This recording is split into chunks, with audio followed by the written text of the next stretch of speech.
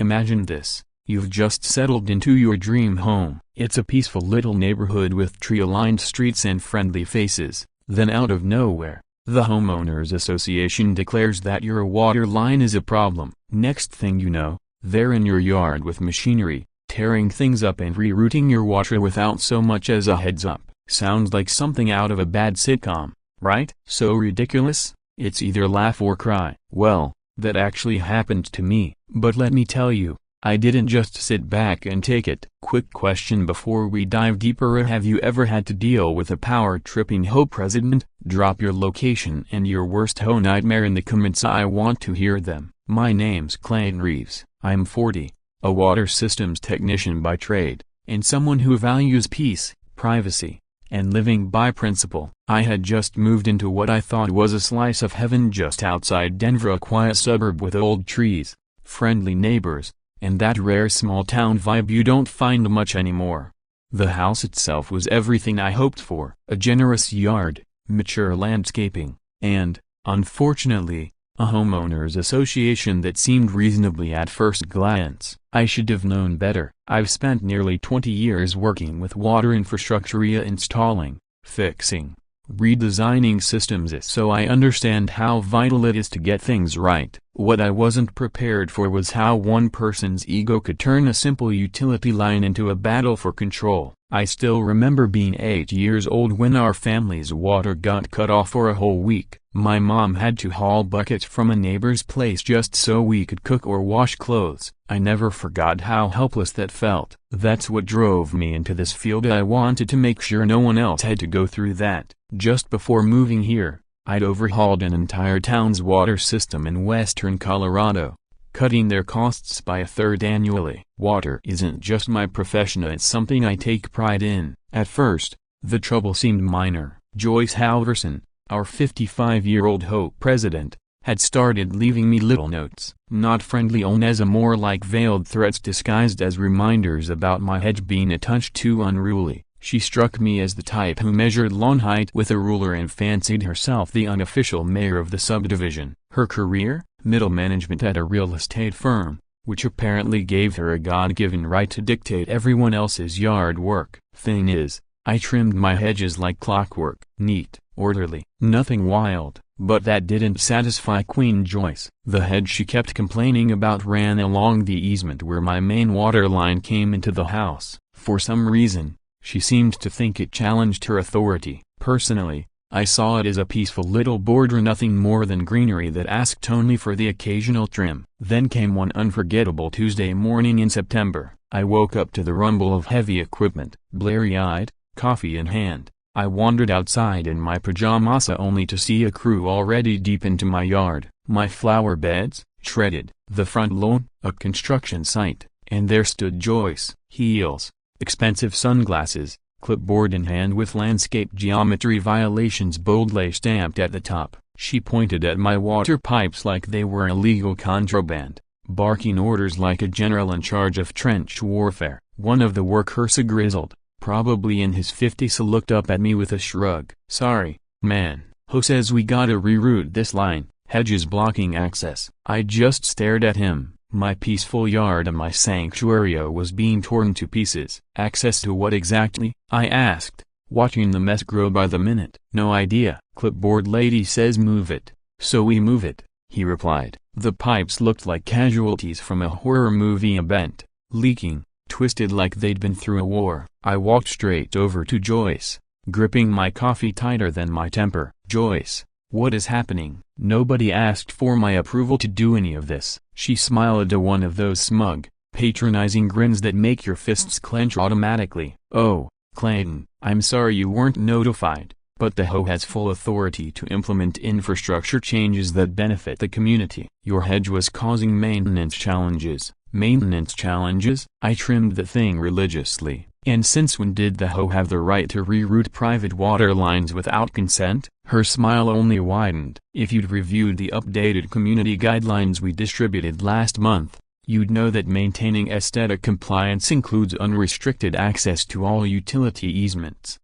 She spoke with the certainty of someone who clearly hadn't read the document she was quoting but was betting I hadn't either. By noon, My entire front yard had been gutted, my water shut off completely. The crew had finished rerouting the main line, which now snaked across my lawn in full view like some grotesque modern art piece. When I turned the kitchen faucet, it was dry, not a drop. I called the HOA office. On hold. 15 minutes passed, still no water, still no answers. When someone finally picked up clearly reading from a script, they told me the infrastructure improvements had already been completed per HOA regulations. When I asked when I'd have running water again, she put me on hold. A broken bar then came back with a canned line. The project manager will contact you within 3 to 5 business days. 3 to 5 days. Without water, no showers, no dishwashing, brushing my teeth, bottled water, making coffee, bottled water. I had to live like I was camping in my own home. Living without running water felt like something out of a survival movie. I rigged up a makeshift camping shower in my bathroom just to get by, all thanks to Joyce's warped crusade against my perfectly harmless hedge. Every time I glanced out the window and saw those exposed pipes sprawled across my yard like metal serpents, my blood would boil. This wasn't about landscaping anymore, it was about control. Joyce was making a statement. She ran the show, and everyone better fall in line. Each morning, the wreckage where my garden used to be greeted me like a bitter reminder. And every time I saw it, I thought of my mother hauling water in buckets when I was a kid, of that promise I made to myself never to let anyone go without water because someone in power decided they didn't deserve it. Then, 2 days later, I found an envelope taped to my front door, official looking, sealed, and signed. Inside was a formal violation notice from the HOA, with Joyce's name scrawled at the bottom like she was handing down a royal decree. According to the letter, I was being cited for improper landscape upkeep and for interfering with critical infrastructure enhancements. But the kicker, a newly minted rule at the bottom. All residents are now limited to 15 minutes of continuous water use per session to encourage community-wide conservation. I had to read it 3 times before it registered. Joyce wasn't just targeting me, she was using this as an excuse to tighten her grip on the whole neighborhood. I stood there on my porch, letter in hand, watching rainwater from the previous night trickle through the trenches her crew had left behind. The irony was almost laughable. More water was flowing freely through my front yard from the sky than I was allowed to use inside my own house. That evening, I sat in my kitchen lit only by the glow of my phone, sipping bottled water and staring at that absurd letter. The silence where the hum of my fridge used to be felt like a void. Joyce had managed to turn a peaceful home into a battlefield. And for what? A hedge? But as I sat there, something clicked. I wasn't helpless. This was my domain and my specialty. I'd spent decades fixing water systems, designing pressure layouts, solving issues people said couldn't be solved. And now, Joyce had picked a fight with someone who understood water systems inside and out, and someone who was finally ready to push back. She underestimated 2 powerful forces: water pressure, a broken bar, and a man who never forgot what it meant to haul water just to get through the day. The next morning, I decided to take the high road, at least for now. I put on a clean button-up, slacks, and headed to the community center for the monthly HOA meeting. My goal? Be professional, explain the facts, appeal to reason. I thought, maybe, just maybe, common sense might prevail. Of course, I should have known better than to expect rational behavior from someone who treats hedge height like a national security issue and monitors lawn edges with GPS accuracy. Still, I had to try. There's something deeply unsettling about being stripped of basic control over your own home, where even turning on a faucet feels like an act that needs approval. It makes you realize how fragile autonomy really is when people like Joyce get power. The meeting room was already crowded when I arrived, about 30 residents, most of whom I'd only met in passing. I spotted Gary O'Connell near the front, a mid-40s accountant who lived a few houses down. He gave me a small, knowing nod. A few weeks back, I'd helped him with a busted sprinkler head, and we'd bonded over how homeownership could drain both your energy and your savings. I found a spot in the back and waited for my chance to speak during the community concerns portion. The atmosphere in the room felt stiff, almost judicial, the kind of place where decisions got made without input, and everyone clapped even if they didn't agree. Joyce opened the meeting like she was presiding over a courtroom. She clicked through slides with satellite images, pointing laser dots at the map like she was coordinating an airstrike on my flower bed. She ran through the usual checklist of landscaping updates, block party planning, and a full-blown debate on whether our Christmas decorations should follow a unified color scheme this year. At one point, an elderly gentleman in the front row pulled out a binder full of backyard rainfall measurements and handed it to the board. Apparently, Joyce considered this critical intel for managing our suburban utopia. Finally, she reached community concerns. I stood up and cleared my throat. I'd like to bring up the waterline modification that was carried out on my property without any notice or permission. The room went quiet. I could feel every pair of eyes shift toward me. Joyce's smile dropped in a blink, replaced by a look that hovered somewhere between annoyance and condescension. "Mr. Reeves," she said, her tone dripping with that thinly veiled scolding usually reserved for rowdy kids in detention. "The HOA conducted necessary infrastructure improvements in accordance with our community standards and maintenance protocols," Joyce announced, her voice full of clipped, bureaucratic confidence. "If you have specific concerns, you're welcome to submit them in writing for board review." And just like that, my carefully prepared remarks vanished, evaporating under the heat of her indifference. Her tone landed like a slap. "You dug up my yard and shut off my water with no notice, Joyce. That's not maintenance, that's property damage." A few murmurs rippled through the room. At least some people could see how absurd this all was. Joyce, of course, was unfazed. She gave a little click of her ever-present laser pointer, snapping the crowd's attention back to her beloved satellite images. "Mr. Reeves," she said, with the patience of someone explaining multiplication tables to a stubborn child, "the HOA has broad authority under our bylaws. We acted to preserve infrastructure integrity." She paused for effect, then continued, "Your hedge had grown to a height that obstructed maintenance access to the utility easement. Instead of issuing multiple citations, we opted for a permanent resolution." I started to speak, but she raised her hand like a traffic cop stopping an unruly driver. "In addition," she said, her voice now adopting a tone of performative concern, "the new water usage limits are part of a broader environmental initiative, aimed at promoting conservation and minimizing resource strain." I gave her a pleasant smile and said, "Thank you." To most people in the room, I probably looked like I was conceding. In reality, I was doing the math of figuring out just how far Joyce was willing to push her narrative before it snapped under the weight of her own overreach.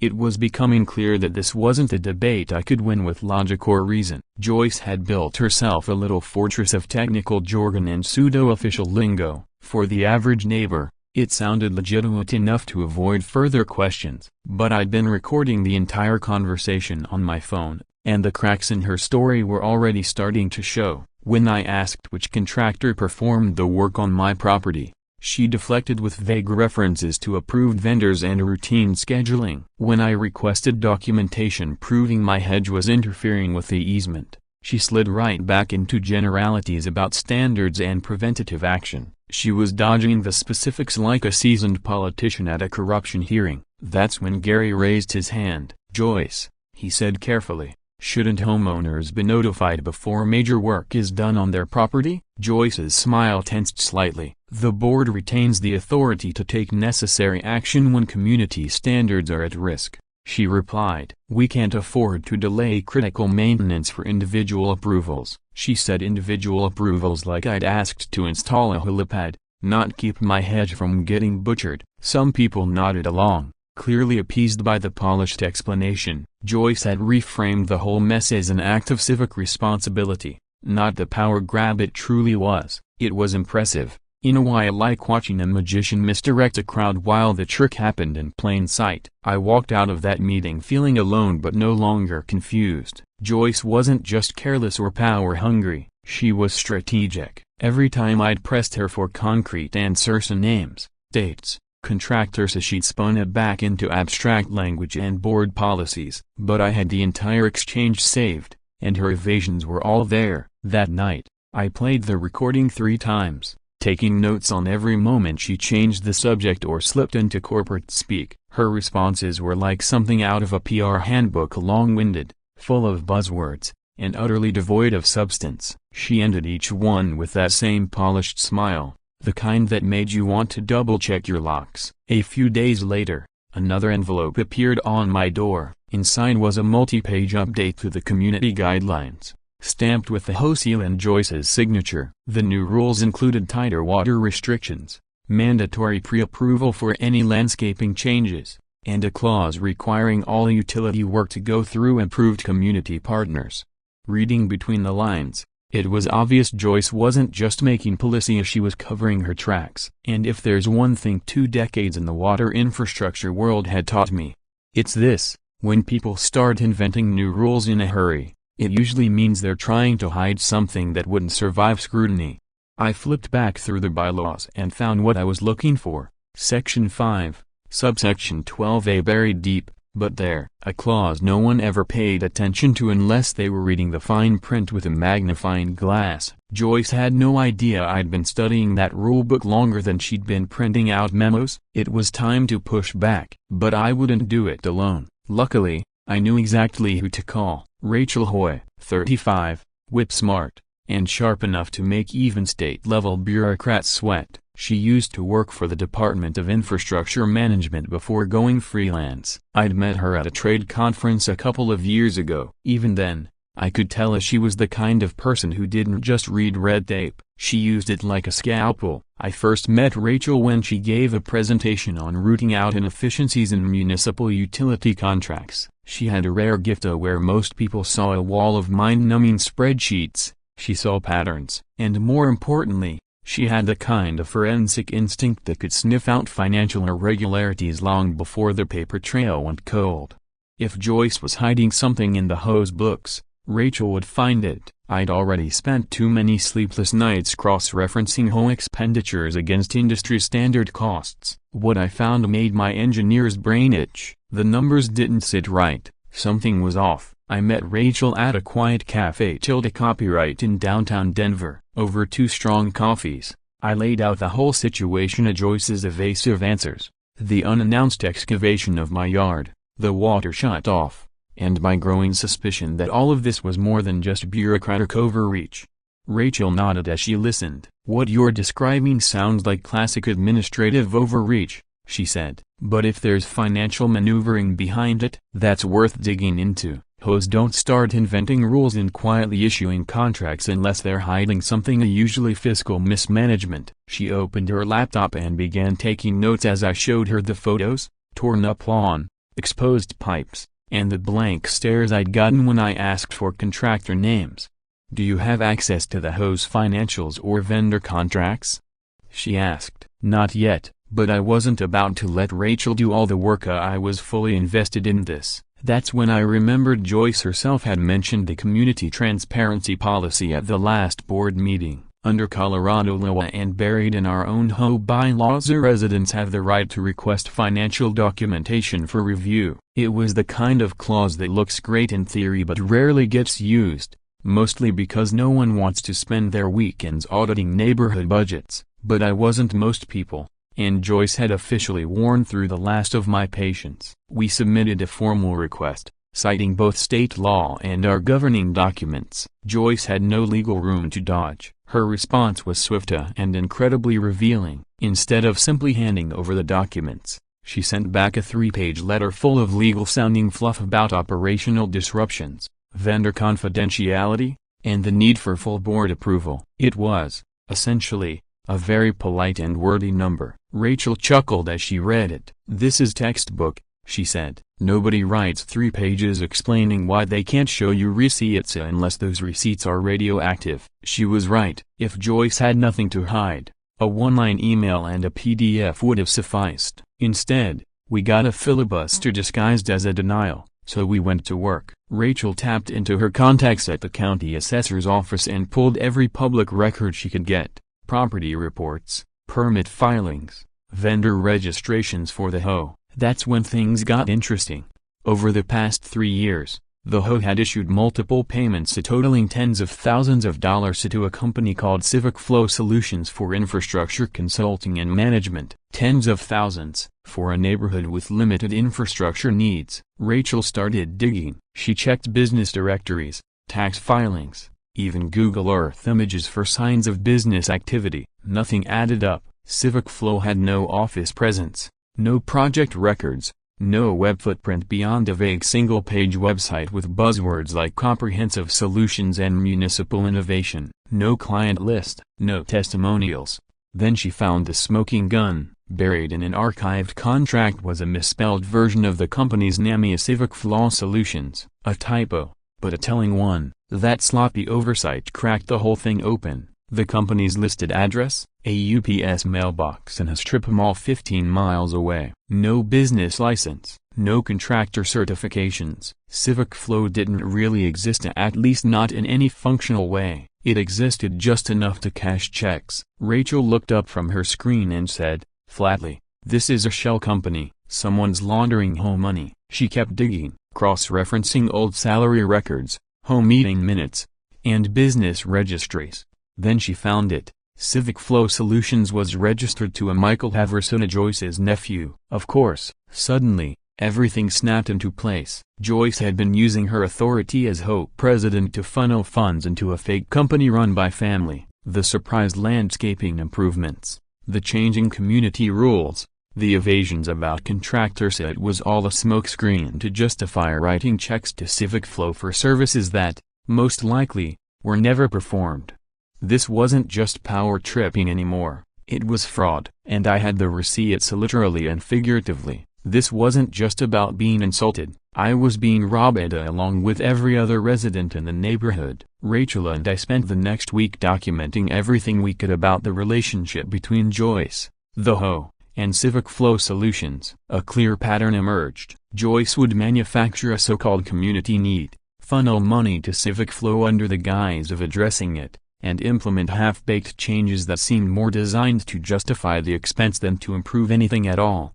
My torn-up waterline wasn't about her micromanaging tendencies, it was a fabricated crisis, a manufactured justification for yet another check to her nephew's sham company. It was fraud, plain and simply an embezzlement scheme dressed up as civic improvement. And I had to admit, as someone who'd spent his life designing efficient systems, there was a certain grim admiration in how organized it all was. Twisted, Sharia but tightly run. With the evidence in hand, I could have gone straight to the authorities. Joyce was cornered, and she didn't even know it, but I wasn't after revenge. Not yet. If Joyce wanted to play games with critical infrastructure, I'd show her what real control looked like. That's when I started looking into Clearbrook Water, the utility company supplying our entire subdivision. If Joyce wanted to wield the power of the water lines, then I'd own the water lines. She'd taught me a valuable lesson. True authority doesn't come from a board vote or a community title. It comes from controlling the essential services no one thinks about until they go away. Clearbrook Water was a small, family-run utility that had been serving the region for over 3 decades. Rachel's research turned up something interesting. The company was struggling. Aging infrastructure, increasing compliance costs, and a limited customer base had stretched it thin. Most importantly, industry chatter suggested that its owner, Edward Sterling, was looking for a way out. Sterling was 68, and from the sound of it, tired. He'd inherited the company from his father and kept it running the old-school way. I arranged a meeting under the pretense of discussing service issues in our neighborhood. His office was exactly what I expect. He'd piled with decades-old paperwork, maps the color of forgotten memories, and furniture that groaned like it had seen too many long winters. Sterling was straightforward. No small talk, no sugarcoating. "Clayton," he said, leaning back in his weathered chair, "this business isn't what it used to be. Used to be you could fix a leak with grit and a wrench. Now it's all permits, environmental studies, and compliance forms thicker than a phone book." He glanced around at the disorganized chaos of his office. "I've been thinking about selling for a couple years, but every buyer so far wants to strip it down and absorb the customer base into something bigger, no soul in it." Then he surprised me. He pulled out a large, hand-drawn leak detection map and spread it across his desk. "If you're as sharp as your resume says, tell me where the 3 weakest pressure points in this system are." No calculators, no software, just your brain. It was the kind of challenge I'd been preparing for my entire career. I studied the map for less than a minute, then pointed out 3 zones, each a convergence of terrain elevation, pipe age, and known flow irregularities.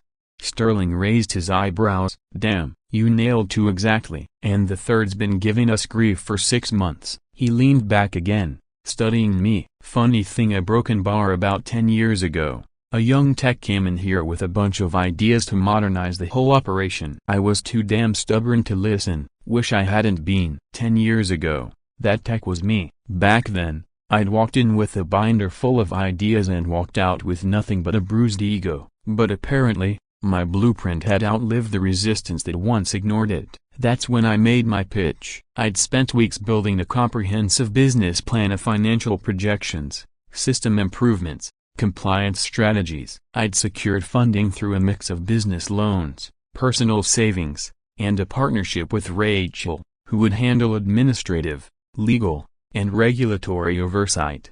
Mr. Sterling, I said, I'm not in this to get rich. I want to run a utility that actually works and that solves problems instead of creating them. I showed him how we could cut operational costs, invest in critical infrastructure, and restore reliability to the service without cutting corners. He was skeptical at first, rightfully so, but I'd done my homework. My numbers held up, my plan was solid, and more than that, my passion was real.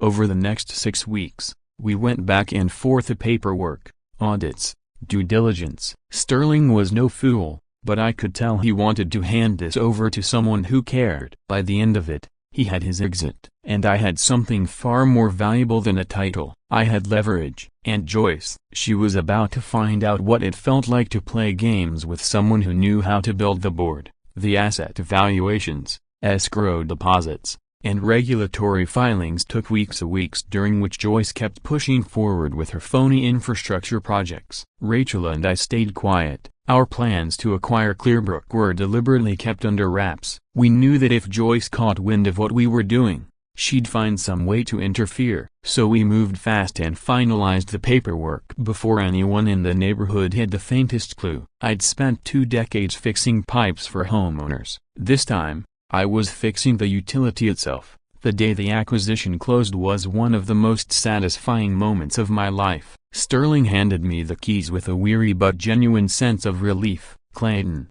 he said, just know this, running a utility company is like being married to every customer at once. They've all got strong opinions, and none of them agree. Still, he seemed energized by the modernization plans Rachel and I had laid out. He agreed to stay on as a consultant for the first year to help with the transition. And as we shook hands, I felt something I hadn't in years, like I was finally in a position to make sure no one would ever go without water just because someone else decided they didn't deserve it. Of course, Joyce found out within days. I was out in the yard, repairing the trench her crew had gouged through my landscaping, when I saw her standing at the fence line, her face twisted like she just discovered betrayal buried in the soil. Clayton, she said, voice tight and brittle, I understand you've purchased Clearbrook Water. You must realize that creates a serious conflict of interest regarding your role in community infrastructure. She said it like a threat disguised as concern. I looked up from the flowers I was replanting, of flowers her project had destroyed. Joyce, I said calmly, conflict of interest means using your position to benefit yourself at the community's expense. You know, like authorizing payments to a company owned by your nephew. Her face cycled through a series of expressions: disbelief, anger, calculation. She understood exactly what I meant. Her little slush fund was about to become a liability. That evening, I sent a formal letter to every resident in the subdivision. It introduced me as the new owner of Clearbrook Water and outlined our commitment to improving service and transparency. But the real message was buried in the fine print. Clearbrook would be launching a full review of all recent infrastructure changes to ensure they met current safety and engineering standards. Any modifications made without proper permits or oversight would need to be brought up to code within 60 days, or water service would be suspended until the issues were resolved. I wasn't just another homeowner dealing with Joyce's petty-ho games anymore. I was the guy who decided whether the taps ran or stayed dry. Joyce's response came early the next morning in the form of a furious phone call that woke me up at 6:30 a.m. This is completely unacceptable, she snapped. You can't weaponize your position to retaliate against legitimate community projects. I let her rant. Then, When she finally took a breath, I replied evenly, "Joyce, inspections and code compliance aren't retaliation, they're standard operating procedure, especially after years of neglect. If your projects were done properly, the review will confirm that. If not, then you already know what the outcome has to be." The best part? Everything I was doing was not only legal, it was required under state law. Joyce had taught me the power of controlling essential services. I was just putting that lesson into action. At that point, I thought I had her CEO.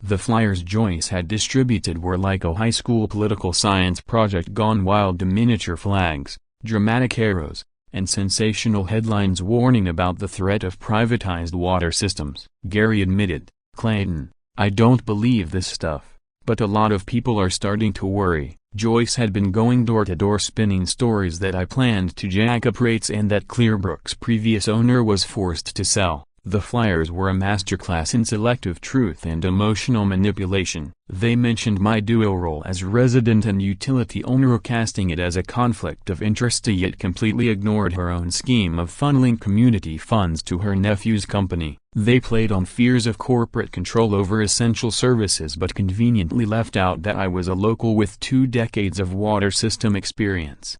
Most damaging were the carefully cherry-picked quotes from concerned residents, who expressed anxiety about water quality and service under new ownership.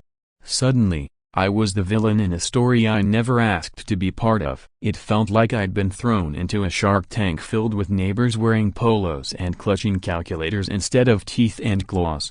Joyce's strategy was simple but brilliant. She weaponized genuine fears about utility privatization to distract from her own corruption, by painting me as a corporate traitor rather than a neighbor trying to improve our community. She tapped into a deep well of anxiety about losing control over basic services.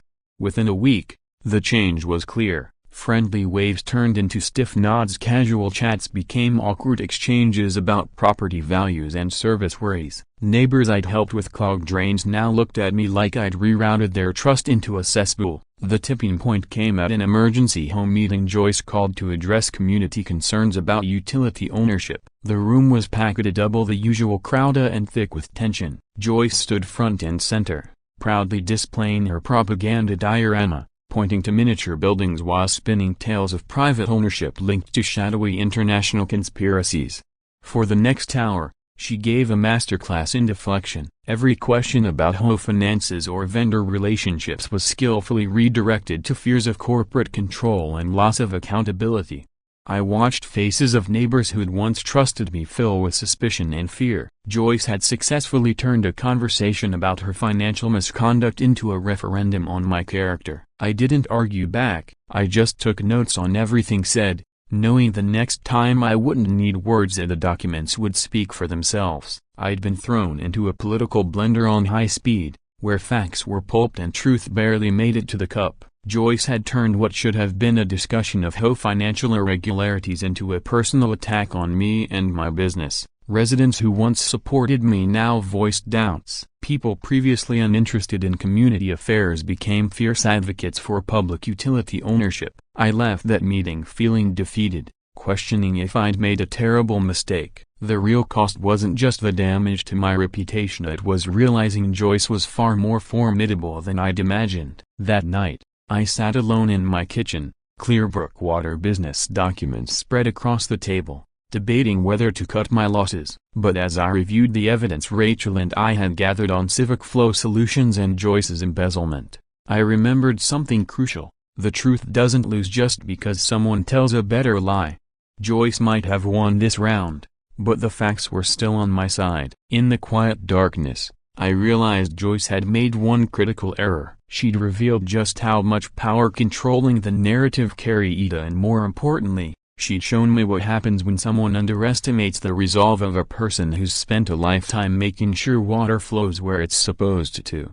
The morning after Joyce's propaganda victory, I woke with a new outlook. Defeat was gone, replaced by a sense of freedom. Joyce had made her movie attacking my character and business to save herself, but in doing so, she'd made the classic mistake, confusing owning the story with controlling the facts. As someone who'd spent 20 years solving complex infrastructure problems, I knew the most elegant solutions often come from turning an opponent's momentum against them. Joyce might have mastered the illusion of control, but I held the valves, and soon, everyone would feel the pressure shift. The morning after the community meeting, I woke with a fresh perspective, not defeated, but liberated. Joyce had openly attacked my character and business practices, a clear sign she felt threatened enough to take big risks. More importantly, she made the classic mistake of confusing control of the narrative with control of the facts. After 20 years of solving complex infrastructure problems, I knew the most effective strategies often involved using an opponent's momentum against them. Joyce was a master of shaping perception, but perception can't fix leaking pipes or justify fraudulent invoices. My first move was to put into practice the professional utility management standards Joyce claimed to champion. I sent formal notifications to every Clearbrook customer, explaining that the company was launching a thorough infrastructure audit to ensure compliance with state safety regulations and service quality standards. The notifications were clear, professional, and detailed why such audits are essential for reliable service. I made sure to emphasize that this was standard practice for responsible utilities, and customers would be informed ahead of any work that might impact their water. This wasn't about revenge or retaliation, it was about doing the job Joyce had pretended her nephew's company was already handling. The audit uncovered exactly what I expected and worse. There were 34 serious safety red flags, 16 slow leaks ticking like silent alarms, and 6 neighborhoods patched together with expired permits and flimsy excuses. Even the rerouting of my own water line, which looked fine at a glance, failed professional standards for pressure management, leak prevention, and long-term reliability. I documented everything: photos, engineering assessments, detailed reports explaining the risks each violation posed to service quality and customer safety. Every modification made by vendors approved by Joyce was substandard, incomplete, or outright hazardous. But the real shock came when Rachel and I cross-checked HOA payments to Civic Flow Solutions against the timeline of infrastructure projects. The pattern was unmistakable. Every HOA payment to Civic Flow Solutions was quickly followed by a construction project requiring additional payments for oversight and compliance.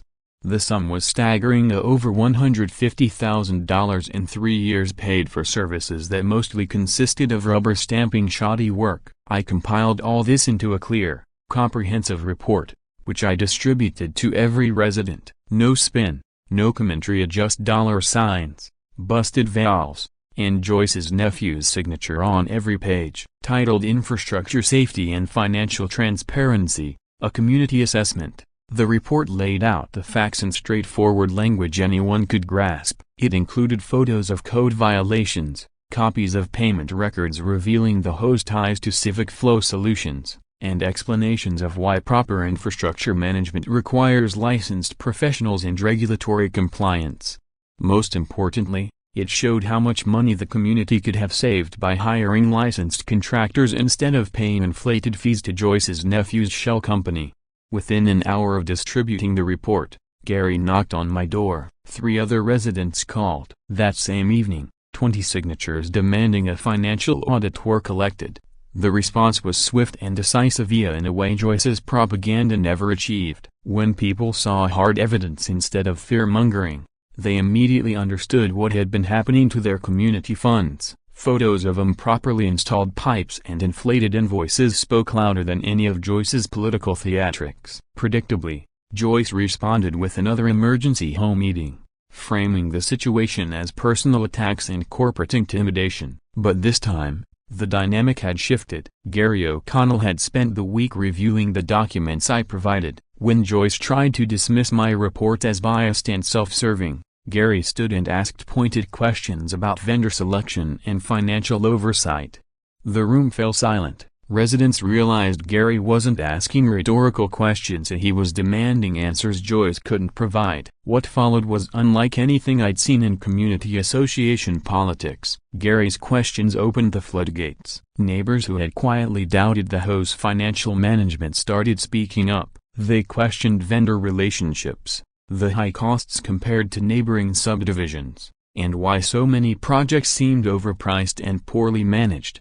Questions about documentation for major expenditures kept coming. Joyce tried to maintain control by citing procedural rules and administrative authority, but her credibility was already shattered by the evidence in my report. She scrambled to plug leaks in a sinking ship, but this time, the crowd stayed dry and watched her drown in bureaucracy. The turning point arrived when someone asked Joyce why Civic Flow Solutions had been paid for consulting on projects that were later found to violate safety regulations. Instead of answering directly, she deflected blame onto Clearbrook Water's previous management and claimed the safety concerns were exaggerated to justify raising utility rates.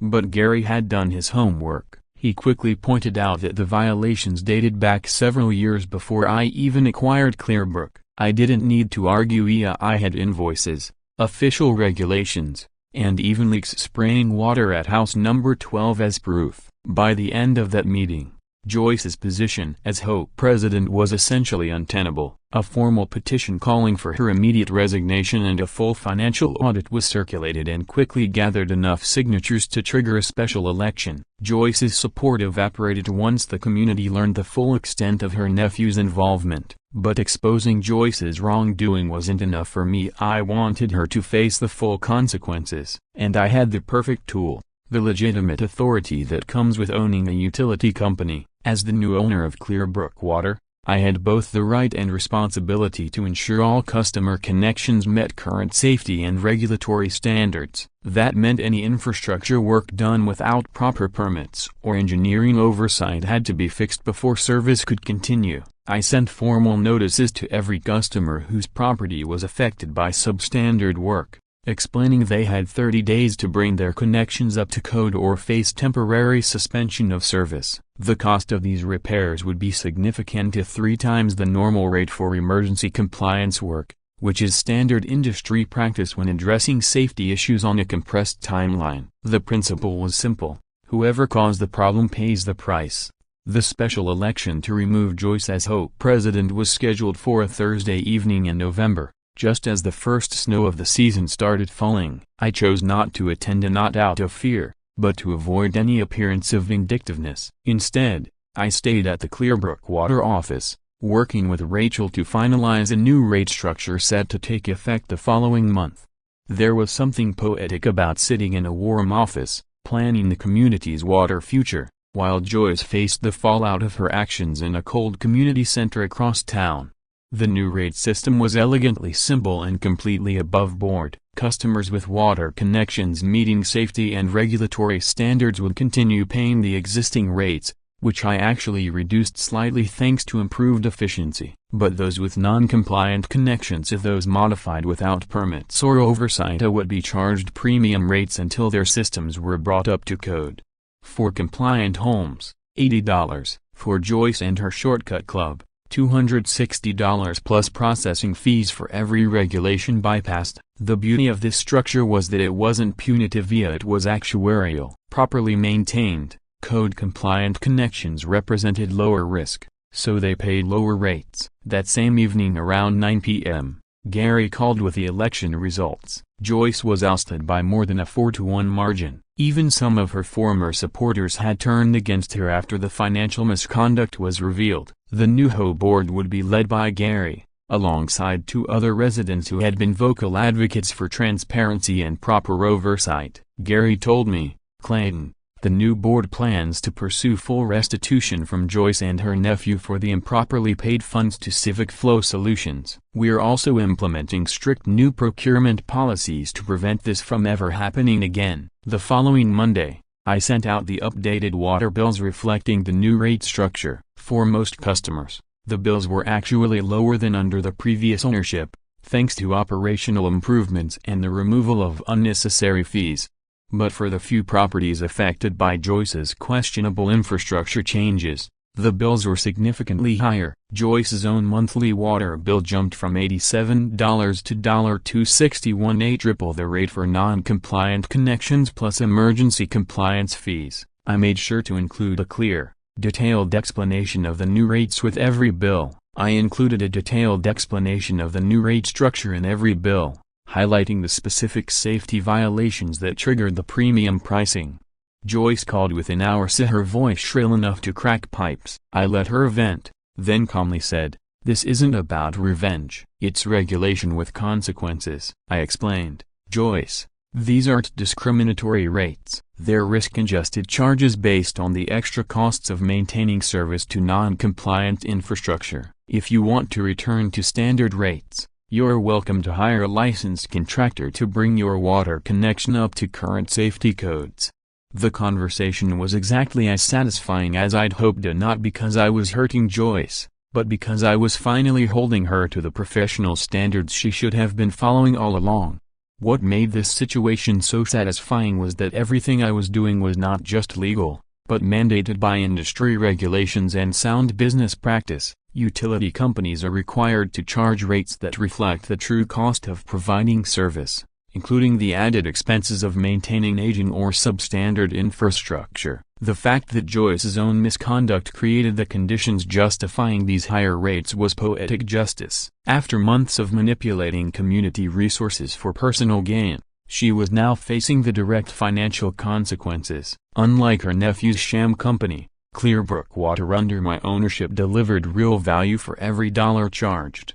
Over the next few weeks, most affected customers chose to upgrade their water connections rather than continue paying premium rates. Licensed contractors performed the work, pulling proper permits and following established engineering standards of the exact professionalism Joyce had circumvented with her Civic Flow Solutions scheme. 3 months later, $800 bills down the drain. The contractors were digging with shovels and not machines so Joyce could feel every strike echo through her rose bed. The irony wasn't lost on anyone. Bringing these connections up to code cost roughly the same amount the HOA had paid Joyce's nephew's company. But this time, the community actually got what they paid for. Joyce held out for several months, seemingly hoping public pressure would force me to reverse the rate structure or that legal challenges would overturn the billing system. But when her quarterly water bill soared past $700, she finally gave in and hired contractors to fix her connection. The work confirmed what I expected. The original rerouting was done with substandard materials, improper fittings, and zero regard for long-term maintenance. Bringing everything up to code required a complete reinstallation, costing Joyce over $3,000 out of pocket. The final chapter came when the state attorney general's office announced an investigation into financial dealings between several HOAs and vendors that appeared to be shell companies. Joyce and her nephew were among the first charged in a broad probe into public corruption and embezzlement. At least 3 other HOAs were eventually drawn into the investigation. I wasn't the only one who opened the floodgates of truth. Joyce ultimately pled guilty to misappropriating community funds and was sentenced to restitution payments and community service. Her nephew's company was dissolved, and he was banned from conducting business with any homeowner association in the state. As for me, I settled into my new role as a utility company owner with a deep respect for the power of patience, preparation, and professional standards. Clearbrook Water became a model of community utility management, a transparent pricing, proactive maintenance, and customer service that treats water as an essential resource, not just a profit center. My own water connection was fully restored within a week of Joyce's removal, and my yard eventually healed from the damage caused by her so-called infrastructure improvements. I don't need to be the neighborhood mayor. I just want everyone who turns on their faucet to know they're being respected. Looking back, I'm amazed how simple the solution turned out to be once I stopped trying to fight Joyce on her terms and started applying my own expertise and resources. Sometimes the best way to deal with someone who abuses power is to show what responsible power really looks like. Joyce thought she could control the community by manipulating rules and procedures, but she forgot that real control comes from understanding systems and meeting people's real needs. Joyce played chess. I rerouted the whole board and let gravity handle the rest. If you've ever dealt with someone who thought they could push you around just because they had a little authority, tell me about it in the comments. I'd love to hear how you handled your own power-hungry bureaucrat. Anna signing off for now, but the drama never sleeps. Tap that bell if you're ready for the next round.